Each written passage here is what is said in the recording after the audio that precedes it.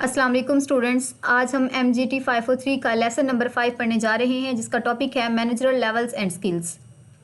Students, हमने lesson number 3 और 4 में मैनेजमेंट के कुछ फंक्शंस और रोल्स को पढ़ा था। जिस तरह से मैनेजमेंट के फंक्शंस और रोल मुख्तलिफ़ किस्म के होते हैं, इसी तरह हम मैनेजर्स को भी डिफरेंट लेवल्स में डिवाइड करते हैं। स्टूडेंट्स, हम मैनेजर्स के 3 लेवल्स पढ़ेंगे। बेसिकली हम मैनेजर्स के लेवल्स को हायरार्की के तौर पर देखते हैं, जिसमें टॉप पर आता है top manager, then middle manager and first manager. हम इसे फर्स्ट मैनेजर से पढ़ना स्टार्ट करते हैं। स्टूडेंट, फर्स्ट मैनेजर्स किसी भी ऑर्गेनाइजेशन की हायरार्की में सबसे निचली सतह पर होते हैं और इनके पास इख्तियारात भी बहुत कम होते हैं।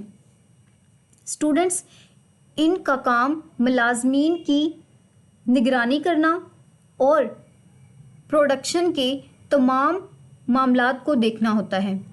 किसी भी ऑर्गेनाइजेशन की जो प्रोडक्ट बन रही होती है वो उसकी निगरानी कर रहे होते हैं। तो बेसिकली इनको हम सुपरवाइज़र कहते हैं।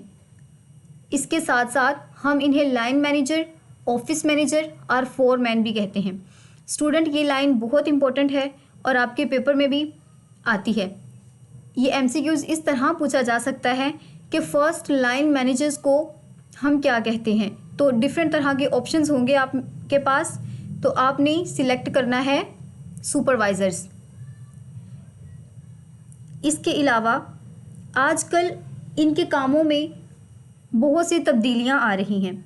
जैसे जैसे टेक्नोलॉजी तरक्की कर रही है, जैसे जैसे नए किस्म के प्रोजेक्ट्स आ रहे हैं, नए तरह की ऑर्गेनाइजेशंस आ रही हैं, इस तरह फर्स्ट लाइन मैनेजर के कामों में भी जिद्दत आ रही है, तब्दीली आ रही है। आजकल फर्स्ट लाइन मैनेजर का काम टीम वर्क पर जोर देना, मुलाजमीन को इंगेज करना और कंप्यूटर के ज़रिए से एक्टिविटीज़ को रेगुलेट करना है। जबकि पास्ट में मैनेजर खुद सारे काम को सुपरवाइज़ करता था और राउंड लेता था ताकि वो चेक कर सके कि वर्कर्स ठीक से काम करते हैं या नहीं। लेकिन आजकल मॉडर्न दौर है तो कैमरास लगे हुए हैं जिसके ज़रिए वो मॉनिटर कर रहा होता है कि हर वर्कर, हर एम्प्लॉय अपना काम ठीक से कर रहा है या नहीं।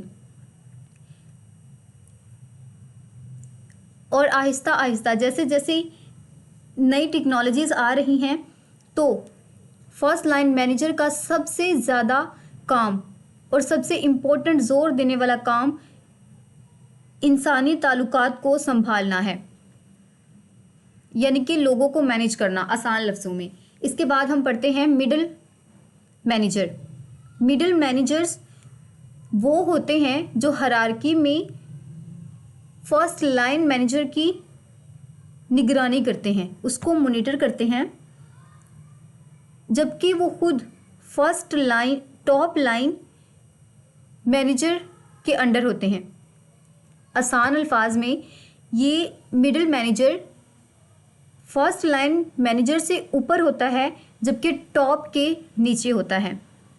फर्स्ट लाइन मैनेजर से काम की रिपोर्ट लेता है और टॉप लेवल मैनेजर को काम की सारी डिटेल्स डिलीवर करता है।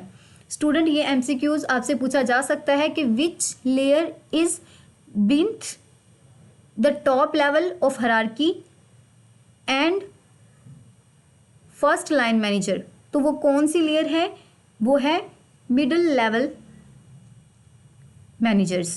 तो स्टूडेंट्स, इनके भी डिफरेंट टाइटल्स होते हैं, such as departmental head, project leader, plant manager और डिवीजन मैनेजर। तो स्टूडेंट, जिस तरह से फर्स्ट लाइन मैनेजर का MCQs आ सकता था टाइटल के हवाले से, इसका MCQs भी बहुत इंपॉर्टेंट है। इसके अलावा ज़्यादातर हम इनको manager, director of, chief, departmental head and division head के नाम से पुकारते हैं। मिडिल लेवल मैनेजर्स का काम किसी भी प्लान को, ऑर्गेनाइजेशन के प्लान को इम्प्लीमेंट करना होता है और एक ऐसा प्लान तैयार करना जिससे ऑर्गेनाइजेशन का मकसद हासिल किया जा सके। मिडिल लेवल मैनेजर के फ़राइज़ में ये भी शामिल होता है कि वो रिसोर्स को इस तरह से एलोकेट करे कि ज़्यादा से ज़्यादा फ़वाइद हासिल हो सके, और इसके अलावा इसका काम डिफरेंट लिंक्स, डिपार्टमेंट्स, ग्रुप्स और डिवीज़न को लिंक करके रखना होता है, उनके दरमियान राब्ते को कायम रखना होता है। मिडिल लेवल मैनेजर अपने तमाम मातहतों की एक्टिविटीज़ को मॉनिटर करता है और उनकी परफॉर्मेंस को मैनेज करता है, जिसकी रिपोर्ट वो टॉप मैनेजर को देता है। इस तरह से जैसे जैसे नई तरक्की आ रही है, इसी तरह से जो स्ट्रेटजीज़ हैं वो भी चेंज हो रही हैं। मॉडर्न ट्रेंड्स में मिडिल लेवल ऑफ मैनेजमेंट को ख़त्म किया जा रहा है या रिड्यूस किया जा रहा है। क्यों रिड्यूस किया जा रहा है? ताकि मैनेजमेंट के जो लेवल्स हैं उनको कम किया जा सके और ज़्यादा से ज़्यादा रिस्पॉन्सिबिलिटीज़ और पावर डिलीवर की जा सके, जो मैनेजर की लेवल्स बचते हैं। स्टूडेंट्स, आप खुद ही एनालाइज कर सकते हैं कि अगर हम एक लेवल को ख़त्म कर देते हैं, पीछे क्या बचता है? फर्स्ट लाइन मैनेजर और top manager.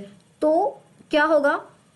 Middle level manager की कुछ रिस्पॉन्सिबिलिटीज़ फर्स्ट लाइन मैनेजर के पास चली जाएंगी और कुछ रिस्पॉन्सिबिलिटीज़ टॉप मैनेजर के पास चली जाएंगी।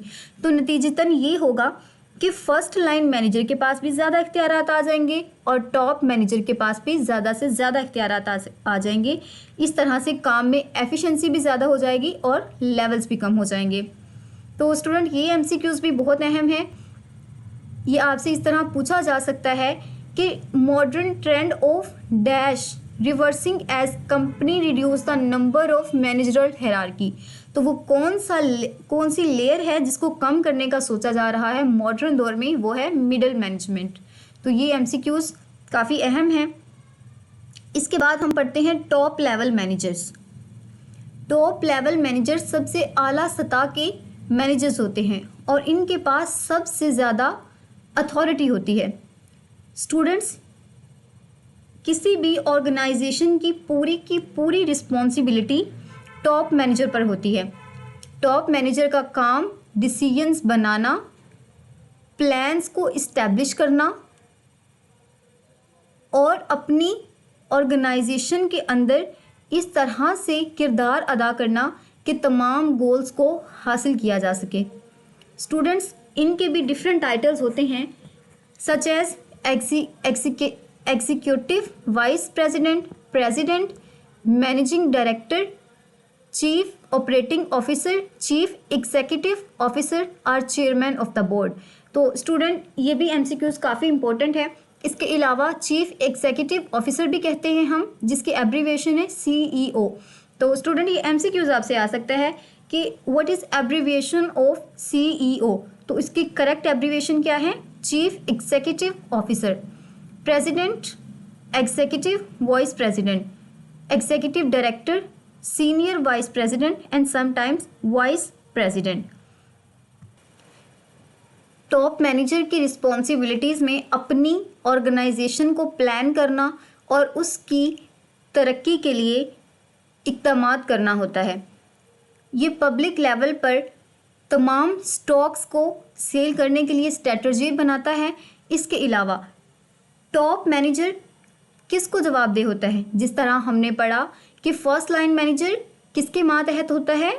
फर्स्ट लाइन मैनेजर होता है मिडिल लाइन लेवल मैनेजर के। इस तरह मिडिल लेवल मैनेजर किसके मातहत होता है, किसको जवाबदेह होता है? वो होता है टॉप को। और ये एमसीक्यूज़ बहुत अहम है कि टॉप मैनेजर किसको रिपोर्ट करता है? तो स्टूडेंट, जो टॉप मैनेजर होता है वो रिपोर्ट करता है डायरेक्टर, बोर्ड ऑफ डायरेक्टर को। ठीक है, टॉप मैनेजर किसको रिपोर्ट करता है? बोर्ड ऑफ डायरेक्टर को, जिसका फंक्शन तमाम स्टेक होल्डर्स के फ़ायदे को दिखाना होता है, प्रेजेंट करना होता है। तो स्टूडेंट्स, इसकी रिस्पॉन्सिबिलिटीज़ को चेंज किया जाता है टाइम टू टाइम, जैसे जैसे ज़रूरत होती है। इसके अलावा टॉप मैनेजर का काम अपनी कंपनी की परफॉर्मेंस को हाई करना होता है और एक पॉजिटिव कल्चर डेवलप करना होता है लैंग्वेज और एक्शन का, ताकि ज़्यादा से ज़्यादा कस्टमर को इंगेज किया जा सके।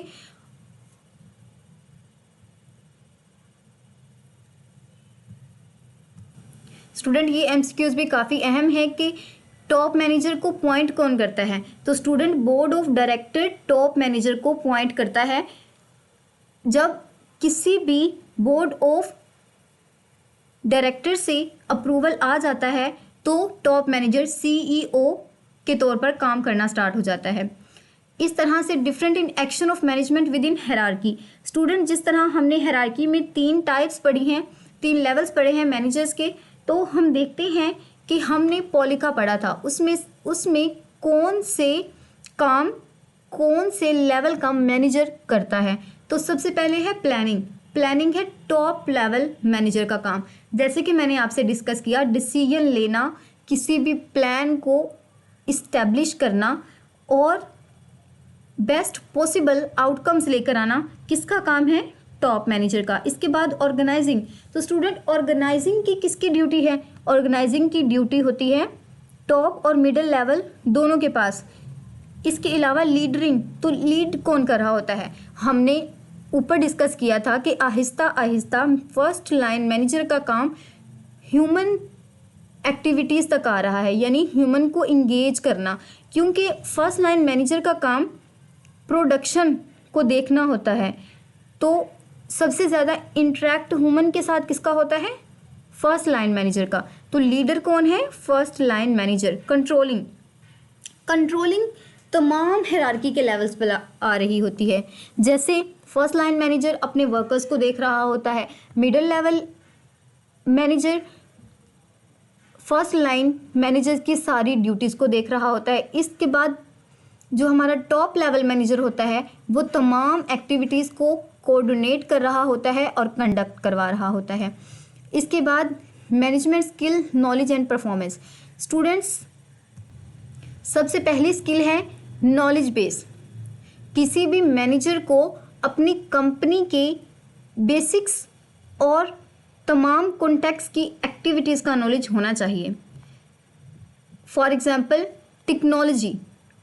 टेक्नोलॉजी का नॉलेज होना चाहिए, कंपनी की पॉलिसीज़ का, प्रैक्टिसेस का, कंपनी के गोल्स क्या हैं, प्लान्स क्या है, कंपनी का कल्चर क्या है और इसकी पर्सनालिटी क्या है। मतलब कि ये ऑर्गेनाइजेशन कौन सी चीज़ सप्लाई करती है, इसके कस्टमर क्या हैं और कस्टमर की डिमांड क्या है। तो ये वाला नॉलेज होना बहुत ज़रूरी है। इसके बाद है टेक्निकल स्किल्स।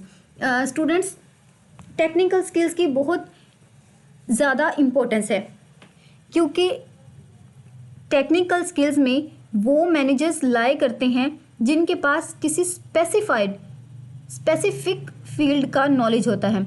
जैसे कोई इंजीनियरिंग में बेस्ट होता है, किसी ने कंप्यूटर साइंस में मास्टर्स किया होता है, किसी का अकाउंटिंग में बहुत एक्सपीरियंस होता है और किसी का मैन्युफैक्चरिंग में। तो स्टूडेंट्स ये तमाम स्किल्स बहुत अहम हैं, जबकि technical skill lower level of management में बहुत फिट बैठती है, क्योंकि उसमें डायरेक्ट वर्क होता है। फॉर एग्जांपल अगर हमारी ऑर्गेनाइजेशन सॉफ्टवेयर्स डिप्लॉय करती है तो एक सॉफ्टवेयर बनाने वाले का काम क्या होगा, सॉफ्टवेयर इंजीनियर का सॉफ्टवेयर डेवलप करना। इस वजह से ऐसे लोग जो टेक्निकली एक्सपर्ट होते हैं वो लोअर लेवल ऑफ मैनेजमेंट में लाया करते हैं। इसके बाद ह्यूमन स्किल्स। स्टूडेंट किसी भी ऑर्गेनाइजेशन में एक से ज़्यादा, इनफैक्ट 5-7 पीपल्स तो होते ही हैं, तो उन सब को लेकर चलना, उन सब के मसाइल को समझना, उनका सल्यूशन प्रोवाइड करना ह्यूमन स्किल्स में आता है। स्टूडेंट्स ह्यूमन स्किल्स में अच्छी कम्युनिकेशन, लोगों को मोटिवेट करना, लीड करना, लोगों को पुरअज़्म रखना और लोगों का एतमाद हासिल करना होता है। और ये सारी जो स्किल्स हैं ये भी ऑल लेवल ऑफ मैनेजमेंट में काम करती हैं। कैसे? अगर फर्स्ट लाइन मैनेजर है तो उसका काम अपनी वर्कर्स को, अपने एम्प्लॉयज़ को क्या करना होता है? मोटिवेट करना होता है कि वो ज़्यादा से ज़्यादा काम करें, सिंसियरली काम करें। इसके बाद मिडिल वाले का भी यही काम होता है कि वो अपने फर्स्ट लाइन मैनेजर्स को मोटिवेट करे, उसके साथ अच्छा रिलेशन बिल्ड करे, उसे मशवरा दे और उसके अज़्म को बुलंद करे। इसी तरह टॉप मैनेजर्स का तो सबसे बड़ा काम ही ये होता है कि अपनी ऑर्गेनाइजेशन को रैंक करवाना, अपने प्रोडक्ट की लोगों के दिलों में जगह बनाना। इसके बाद है कॉन्सेप्चुअल स्किल्स। स्टूडेंट्स, इन्हें आसान अल्फाज में आप ट्रिक्स भी कह सकते हैं। जैसे जैसे टेक्नोलॉजी तरक्की कर रही है वैसे ही इस स्किल की मांग में बहुत इजाफा हो रहा है। तो लोगों के साथ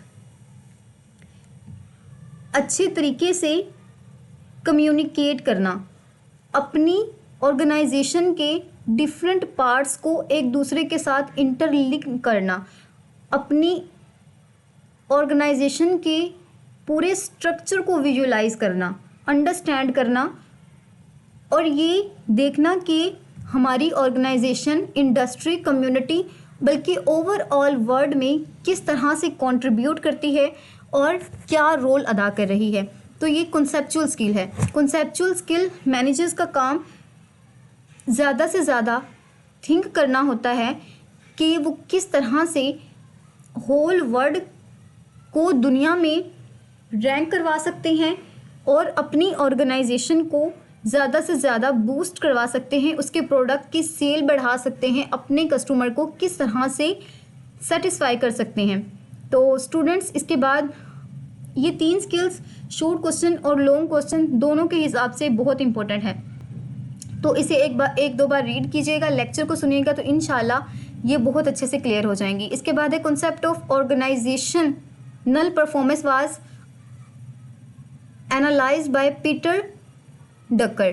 तो स्टूडेंट, ये MCQs आपको आ सकता है कि ऑर्गेनाइजेशनल परफॉर्मेंस का किसने एनालाइज किया था और डिफरेंट साइंटिस्ट के नेम दिए गए होंगे, तो आपने करेक्ट कौन सा चूज़ करना है? पीटर। तो स्टूडेंट्स, 2 तरह किसी भी मैनेजमेंट में 2 खूबियाँ होती हैं। आसान अल्फाज में 2 तरह के गोल्स होते हैं। सबसे पहले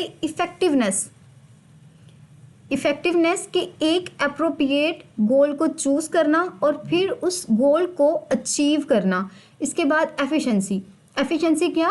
minimum input gain maximum output, कम से कम वसाइल को इस्तेमाल करना और ज़्यादा से ज़्यादा गोल्स हासिल करना एफिशिएंसी है। किसी भी ऑर्गेनाइजेशन की परफॉर्मेंस इसी पर लाई कर रही होती है और मैनेजर का काम भी इसी परफॉर्मेंस को मेंटेन करना होता है। स्टूडेंट्स, जैसे जैसे नई डेवलपमेंट्स आ रही हैं, नई जनरेशन्स आ रही हैं, इस तरह टेक्नोलॉजी ने बहुत ज़्यादा इम्पोर्टेंट रोल अदा किया है बिज़नेस में। टेक्नोलॉजी की वजह से कम्युनिकेशन बहुत आसान हो गई है और इस इम्पैक्ट ने कारोबार पर बहुत असर डाला है।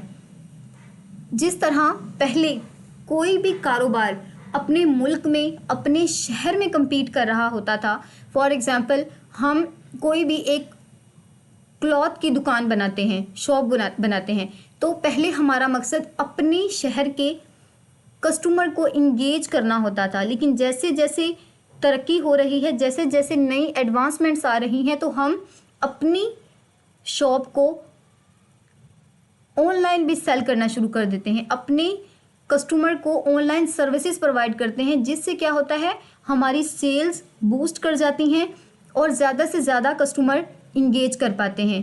तो इस तरह जैसे जैसे टेक्नोलॉजी में इजाफा हो रहा है, हर ऑर्गेनाइजेशन खुद को उसके मुताबिक ढाल रही है।